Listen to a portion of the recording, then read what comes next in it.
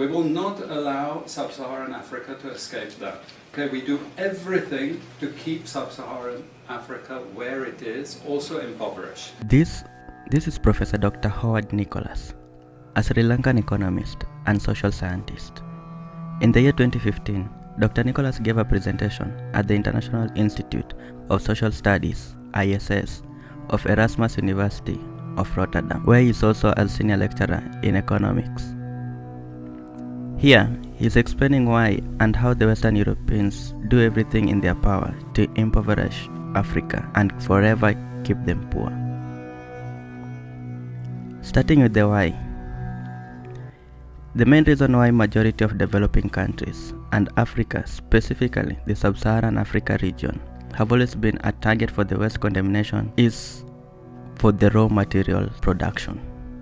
In his words, Dr. Howard says, the Sub-Saharan Africa has been fundamental to the global prosperity of advanced countries, therefore has to be kept poor. Africa historically, Sub-Saharan Africa has been fundamental to the global prosperity of the advanced countries. Okay? And Africa had a role to play. It has a role as a raw material producer. We will not allow Sub-Saharan Africa to escape that. Okay, we do everything to keep Sub-Saharan Africa where it is, also impoverished. It's absolutely vital for the prosperity of everyone else. And since colonization, there has always been plans to stop Africa from aggressively industrializing. These are the 6 economic structures put in place that keep Africa poor. Hi, call me Louis. This is my spot. Louis spot. 1. Foreign aid. Here's where money and weapons is given to keep Africa repressive regime systems in power. Okay, we give them aid. Aid for what? Actually, we give them aid to keep repressive regimes in power. That's all. Okay, we're not giving them aid for much more except a little bit of infrastructure to make sure those raw materials get to the ports and aren't gotten out of the ground. But for the most part, we give repressive regimes money and power and guns to keep that system going. This is what it's fundamentally about. All the hypocrisy about transparency and democracy and bullshit like that, it's all bullshit. You know? And at least the Chinese don't enter into that bullshit. They say, we don't care about the whole political environment, we just give the money. Okay? And it's for raw material extraction, period. Debts and foreign loans. Here money is lent to raw material producing countries to gain control of them with debt strings. Economic hitmen will also be sent to execute those leaders who refuse to accept the loans. I was telling some of my students today, was it today or yesterday, about Confessions of an Economic Hitman. Do you remember this? Have any of you heard of this one? Confessions of an Economic Hitman.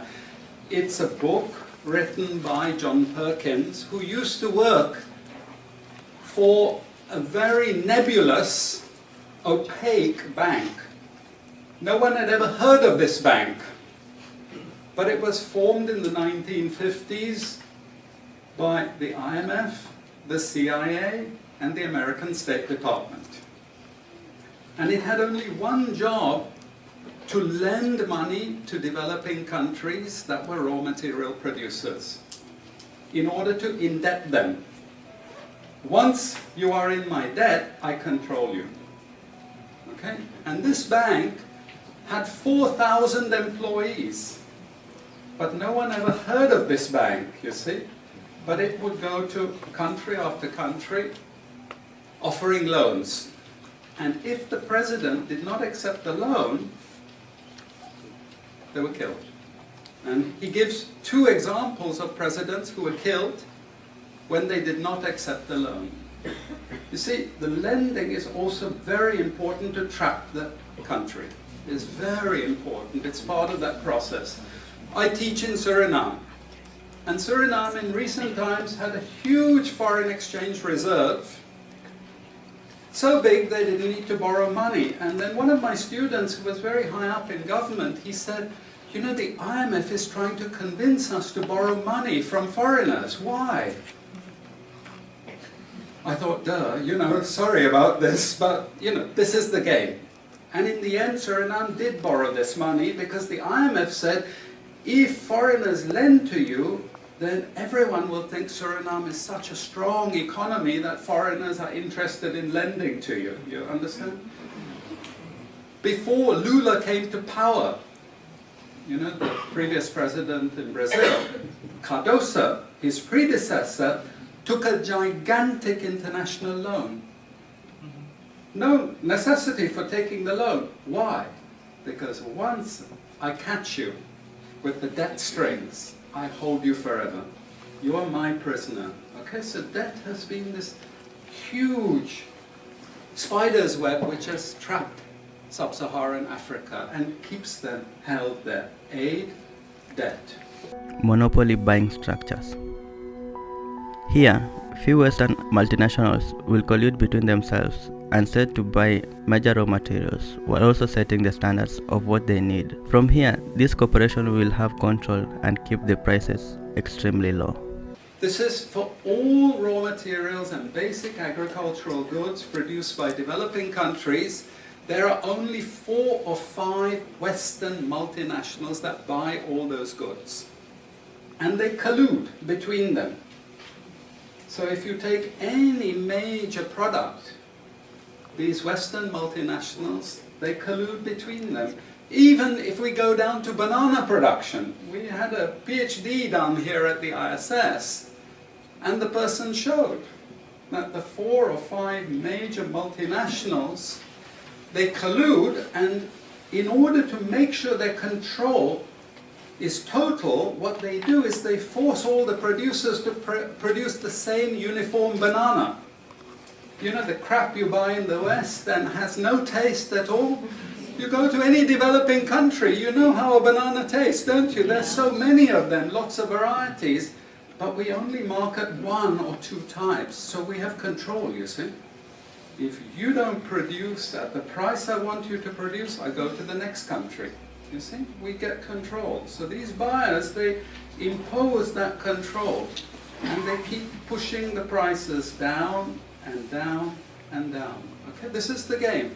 No one says anything about it. There are no commissions of inquiry to say, this is illegal, what you're doing. The WTO has nothing to say about this. But sorry to say, you know, if banana prices rose 10 times, especially for people like me who love bananas, okay, I protest. I like my living standards. Okay, it's the same with all the other raw materials, you see. We're all benefiting, we're complicit. We're actually complicit in this because we will protest and shout out if the situation ever changed. International economic institutions. Here the rich create the institutions to explicitly control the poor countries by keeping them producing raw materials, making sure they have recurrent balance of payment problems. IMF, World Bank, WTO. We always think evil creatures, horrible. It's not. It's just economics. It's economic warfare. The rich declare war on the poor. It happens everywhere. It happens in a country. The rich control the government. Of course they do. You really believe you have democracy? Come on. You know, I mean, grow up. This is not about people living in democratic systems. What we have is the rich control. The rich set up these institutions explicitly to control the poor countries. And they don't give them much room for maneuver. Which incidentally, when the IMF starts talking of poverty alleviation, you should also understand that there's another game there also starting to play, which I'm going to come back to later. But what do these institutions do?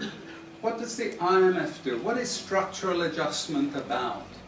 It's about making sure countries keep producing what we want them to produce. We make sure they have recurrent balance of payments problems. You notice these countries never get out of balance of payments problems. You notice that? Whereas countries that never took IMF support are always out of balance of payments problems. But the countries that are continuously getting advice and support by the IMF, they're always in balance of payments problems. Why? Because that's the way we keep our stranglehold on them. Destruction of food self-sufficiency.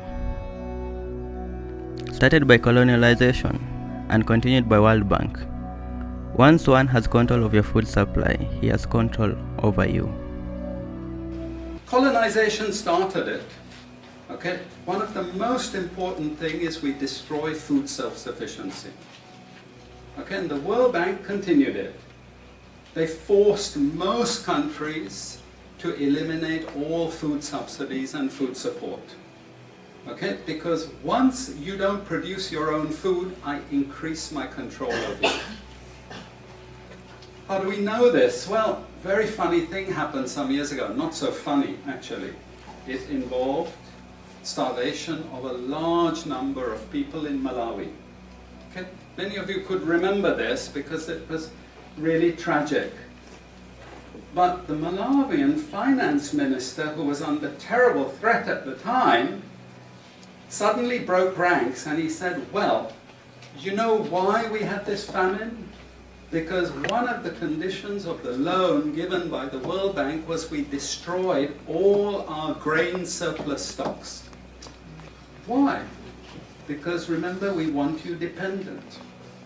1970s, the US Senate, the US Congress said, we will not allow Latin America to produce their own food. We will start a strategy involving the IMF and the World Bank to destroy food self-sufficiency of Latin America. Then they will indeed be our true backyard. And that's exactly what they've done. Look at all the Latin American countries. Look at them. They used to be food self-sufficient, but they're no longer food self-sufficient. Now here comes the kicker. This is the beautiful part of it. I congratulate them. You know, I admire them because they do it so well. Okay? I know it sounds really perverse, but we have now in the WTO something called the Agreement on Agriculture. Okay? You know what that Agreement on Agriculture states? It says, if you don't have any subsidies, you're not allowed to put these subsidies on food. But if you have subsidies and income support for food production, you can keep them. Who has all the subsidies and income support? US, Europe. The largest budgets in the world for supporting their farmers are Europe and US. But the World Bank and IMF have destroyed all those subsidies. You see, all those subsidies have been destroyed. And now we're telling these countries, you don't have subsidies, tough luck. You know? You see, we're keeping them dependent. We're keeping them on a string. Poor school curriculums. Destructive Western curriculums, such as Doctrine of Comparative Advantage, which teach Africa's destiny is to produce raw materials, and the new institutional economics that also been set to blame the victims. You see, we teach, in many cases, garbage. And it doesn't hurt anyone, a lot of this garbage. You know, it's just blah, blah, blah, blah, blah. And we don't know what we have learned, but anyway, we were there at the university and you got a certificate and you go away and you feel you've learned something. But sometimes we teach very destructive things. And no more important than when we're teaching people from developing countries. Okay, and one of those very damaging and destructive things is the doctrine of comparative advantage. It's a lie from beginning to end. It's utter crap. It has been decimated many times, but we keep it in every curriculum. Why? Because it tells sub-Saharan African countries that their destiny is to produce raw materials, you see. And if you produce raw materials, you get rich just like we are in the West. You see, this is the game we're playing. And just for you to be totally confused, we normally build models with it, mathematical models, so you really have no idea what we're talking about. But it seems all very scientific. Then we have the modern version of this is because it's all a failure, we know it's a failure, we now have a new generation of economists saying, it's only a failure because you're all corrupt in your countries. We call that new institutional economics. You've all probably learnt it all, but you didn't know why they invented it. It was invented to tell you the same thing. You should keep producing raw materials. Now, don't be as corrupt as you were before. Nobody ever told you that aid was designed to actually start the corruption process in the first place. Okay, and we need corruption to make sure you're doing all these things. But now we blame the victim. You're poor because it's your fault, basically. And you're poor, stupid, and corrupt, basically. This is the message that we're giving people. Alright guys, so that's it for this video. As usual, the entire presentation will be on my Patreon account just for archive purposes, so be sure to check it out. Anyway, give this video a thumbs up if you liked it, comment if you have anything to say in the section below, and share. Also, make sure to subscribe to this channel if you're new and want more videos like this. Until next time, peace out.